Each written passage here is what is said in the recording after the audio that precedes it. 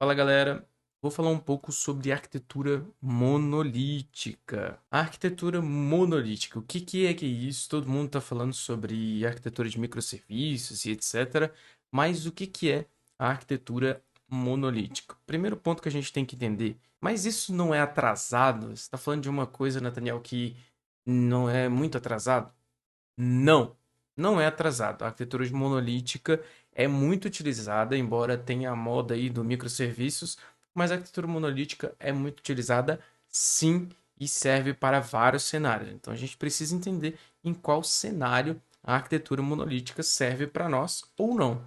Então, primeiro vamos entender ali o que é essa arquitetura monolítica, tá? Isso que é o mais importante da gente entender. Pensa no seguinte, você tem um projeto ali que tem um Angular, um PHP, ou sei lá, um React Java, e que acessa uma base de dados. A arquitetura monolítica normalmente é basicamente isso aqui. Você tem esses serviços, você tem um cliente ali, um navegador, que acessa um serviço via web. Isso é uma arquitetura web mais tradicional, que você acessa esses caras com uma linguagem de programação de servidor e outra de cliente, que é o JavaScript. E muitas vezes você embute esses caras todos em um pacote só. No caso de Java e Angular, por exemplo, você empacota eles tudo em um WR. Você coloca ali um OR e empacota tudo eles junto para você subir esse pacote no deploy. E isso é uma arquitetura monolítica. Você vai fazer o deploy ali tudo junto, sem separar nada. A ideia é você construir ali o deploy tudo junto, seja o front-end, seja o back-end, na linguagem que você estiver utilizando, tá? Então essa é a ideia. É simples para você desenvolver, você consegue desenvolver rápido, você consegue testar rápido, você consegue fazer deploy de uma forma bem simples e também é possível escalar com essa arquitetura monolítica.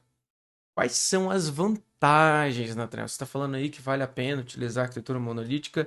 Quais são as vantagens de utilizar a arquitetura monolítica? Bom, primeiro é importante você entender que as ferramentas de desenvolvimento funcionam sim com arquiteturas monolíticas. Então, elas suportam arquiteturas monolíticas, então fica simples ali para você desenvolver a arquitetura monolítica, tá? Outra vantagem é que você precisa simplesmente subir um pacote. No caso do Java, você sobe um WR e pronto, sua aplicação está em produção. É um simples deploy com um pacote só. Acaba que diminui a complexidade daquilo que você está subindo. Você está subindo um pacote, aquele pacote está em produção, seu sistema está no ar, um back-end e front-end no ar. Você pode escalar sua aplicação rodando múltiplas cópias, com uma estratégia de load balance, ou seja, que você cria várias máquinas ali e cópias da sua aplicação e fica simples escalar. Também é possível, sim, escalar com a arquitetura monolítica. Então eu devo usar sempre a arquitetura monolítica?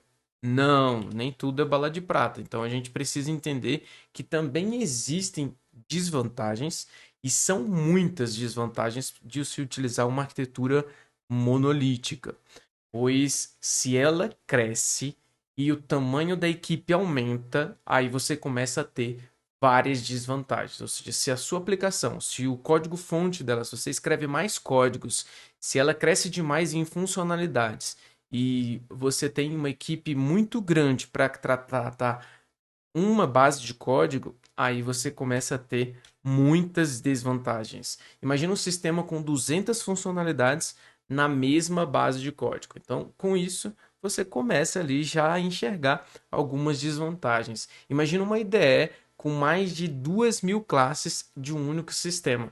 Para manter isso é horrível. Imagina isso tudo você conseguir manter ali 2.000 classes. O desenvolvedor que olha para isso, normalmente ele vai falar, cara, pra que eu vou mexer em tanta coisa? É melhor jogar esse sistema fora e construir outro. Então, tem a sua desvantagem, sim, em utilizar essa arquitetura monolítica. Imagina o tempo para fazer o deploy com uma base de código tão grande assim, para gerar o pacote e você fazer o build dessa aplicação para depois conseguir subir ela em produção. Para a quantidade de código ali tão grande. Então, vai dificultar esse deploy também. Então, imagina se alguém sobe um bug e impacta a aplicação inteira.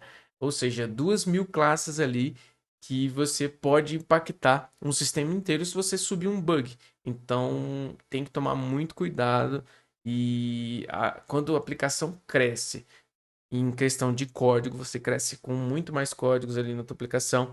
E quando isso começa a impactar e você tem um time muito grande, imagina vários desenvolvedores fazendo commit na mesma base de código, pode gerar muitos conflitos e isso realmente é uma complexidade que aumenta cada vez mais quanto maior for o sistema que você fizer em arquitetura monolítica. Então, não existe bala de prata.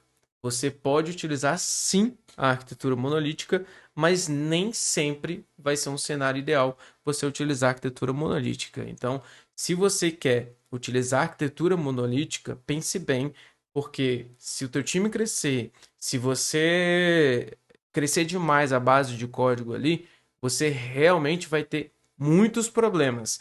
Mas é muito fácil de você começar uma aplicação de forma monolítica. É muito fácil mesmo. Mas se você está começando ali o sistema e ainda tem dúvidas se ele vai crescer, use o monolítico sem medo de ser feliz. Não tem problema. Mas fique ligado na questão de crescimento de códigos fontes ali, você crescer demais a base de código e você crescer o tamanho do seu time que vai cuidar daquele sistema. Se aquele sistema ali começar a ficar grande demais, ter funcionalidade demais, aí você vai ter aí um trabalho muito maior para manter o seu sistema em arquitetura monolítica. Então, é isso aí. Espero que você tenha gostado dessa aula.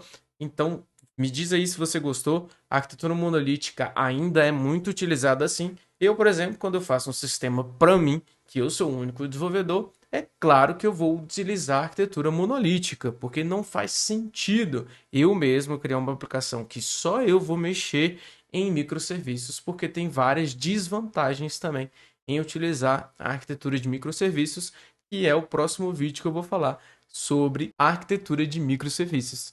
Te espero no meu próximo vídeo.